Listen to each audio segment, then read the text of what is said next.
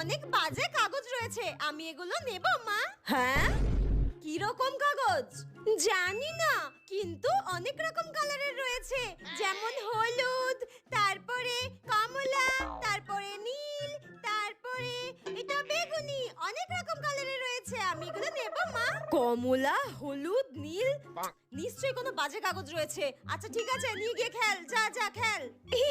আচ্ছা ঠিক আছে, তাহলে আমি এগুলো নিয়ে বাইরে খেলতে যাচ্ছি।